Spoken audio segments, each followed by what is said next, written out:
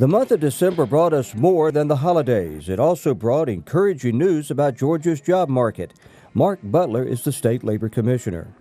Well, we saw Georgia's unemployment rate for the month of December go down to 5.5%, which is 1/10 lower than it was in the month of November, and over a point lower than where we were the same time last year. And as in previous months, Butler says job creation gets the nod for the lower unemployment rate. We saw us gain about 3,300 jobs, but there's an interesting fact in all those job numbers is the fact that if we did not have the losses that we saw in the government sector, the private sector actually gained 6,000 jobs in the month of December.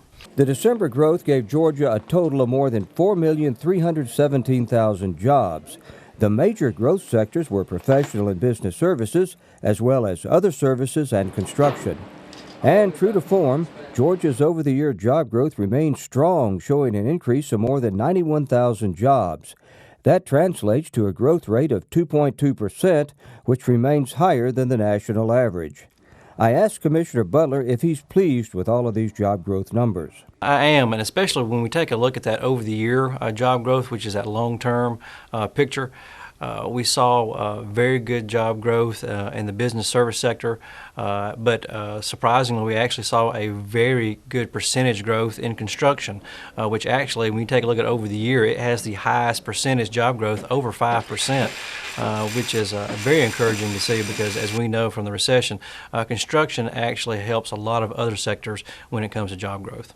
Other sectors showing good December growth were trade and transportation, leisure and hospitality, education and health services, and manufacturing.